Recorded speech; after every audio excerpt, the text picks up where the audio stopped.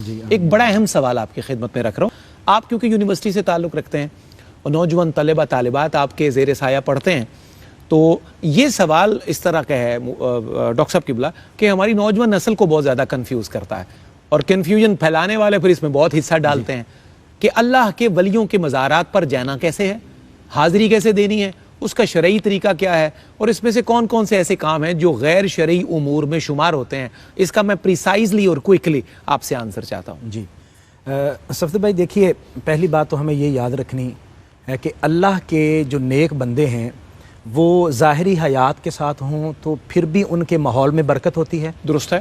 اور جب اس دنیا سے رخصت ہو جائیں تب بھی برکت ہوتی ہے. سبحان اللہ. یہ بڑی قیمتی بات ہے، بشرطے کہ سمجھ آ جائے. یہ ضروری ہے. اور اس کا حوالہ میں قرآن سے عرض کرتا ہوں. فرمائیے. پہلے اللہ تعالیٰ نے قرآن مجید میں نبی کریم صلی اللہ علیہ وسلم کے واقعہ معراج کا ذکر فرمایا، اور جو مسجد حرام سے لے کر مسجد اقصیٰ کا سفر ہے اس کا ذکر فرمایا. اور مسجد اقصیٰ کی جو تعریف قرآن نے کی ہے نا جی، وہ کیا ہے؟ سبحان الذی اسری بعبدہ لیلا من المسجد الحرام الی المسجد الاقصی الذی بارکنا حولہ. بہت اچھا. مسجد اقصیٰ وہ ہے جس کے ارد گرد برکتیں ہیں. یہاں مفسرین کرام لکھتے ہیں کہ برکتیں تو مسجد کے اندر ہوتی ہیں، تو مسجد کے ارد گرد برکتوں کا کیا مطلب ہے؟ یہ کہنا چاہیے تھا کہ مسجد اقصیٰ وہ ہے جس کے اندر برکتیں ہیں. وہ فرماتے ہیں مسجد اقصیٰ کے ارد گرد اللہ کے نبیوں کے مزار ہیں.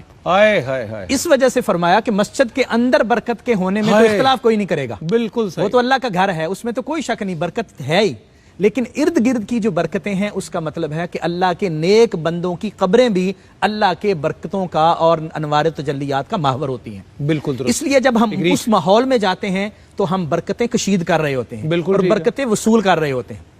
اس لیے ہمیں وہاں جاتے ہوئے ایک تو اپنی یہ سوچ اور اپنا نظریہ درست رکھنا چاہیے کہ ہم جہاں آئے ہیں یہاں اللہ تبارک و تعالیٰ کرم فرماتا ہے. حضرت سعید بن المسیب رضی اللہ تعالیٰ عنہ اور حضرت ابو ایوب انصاری رضی اللہ تعالیٰ عنہ کی مثال ہے. حضرت ابو ایوب انصاری میزبان رسول ہیں. نبی کریم صلی اللہ علیہ وسلم کے قبر مبارک پہ اپنا انہوں نے سر رکھا ہوا تھا، اور وقت کا گورنر آیا اور اس نے آ کے کہا بابا جی تم کیا کر رہے ہو؟ تو انہوں نے سر اوپر اٹھایا اور فرمانے لگے جئت رسول اللہ صلی اللہ علیہ وسلم ولم آت الحجرہ، میں رسول اللہ کی بارگاہ میں بیٹھا ہوں، کسی پتھر کی بارگاہ میں نہیں آیا. اللہ اکبر. اس کا مطلب ہے کہ یہ کنسپٹ کلیئر کرنا چاہیے کہ جو مزارات ہیں انبیاء کرام اور اولیاء کرام کے، ان کو ہم وہ نہ سمجھیں کہ جو ہمیں سمجھانے کی کوشش کی جاتی ہے. اور ڈاکٹر صاحب قطع کلامی کی معافی سے یہ بات بھی بڑا کلیئرٹی ہو جاتی ہے اس کی. حضرت ابو ایوب انصاری رضی اللہ عنہ کی مثال سے بات کلیئر ہو گئی کہ یہ عقیدہ آج کا نہیں ہے، 1400 سال بعد کسی مولانا نے نہیں گھڑا. یہ صحابہ کا عقیدہ ہے جو ہم بیان کر رہے ہیں. بالکل. تو اور یہ شروع سے طریقہ چلتا آ رہا ہے.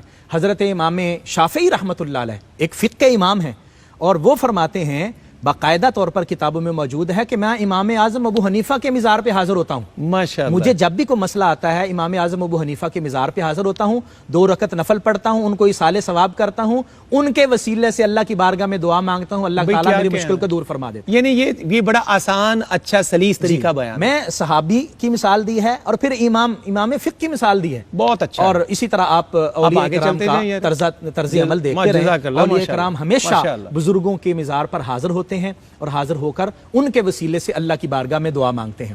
ہمیں جو مشائخ نے طریقہ بتایا، امام اہل سنت امام احمد رضا رحمۃ اللہ علیہ نے، آپ نے فرمایا کہ بڑے ادب کے ساتھ مزار ولی پر جاؤ اور ادب کے ساتھ کوشش کرو اس کو بوسہ نہ دو، ہاتھ نہ لگاؤ، جھکو نہ، سجدے کی کیفیت نہ بناؤ، ادب کے ساتھ پیچھے کھڑے رہو اور فاتحہ پڑھو، ایصال ثواب کرو، ان کی خدمت میں اللہ کی بارگاہ میں ان کے وسیلے سے دعا مانگو، اللہ تبارک و تعالیٰ ان کے وسیلے سے دعاؤں کو قبول فرمائے. بہت شکریہ. تو ہمیں احتیاط کرنی چاہیے، اور غیر شرعی امور سجدہ کرنے سے احتیاط کرنی چاہیے. سجدہ کرنا حرام ہے بالکل، قبر پر اس سے احتیاط کرنی ہے، اور ہمیں ماتھا ٹیکنے سے بھی احتراز کرنا چاہیے، اور بالکل سیدھے کھڑے ہو کر با ادب طریقے سے حاضری دینے کی کوشش کرنی چاہیے. بہت شکریہ.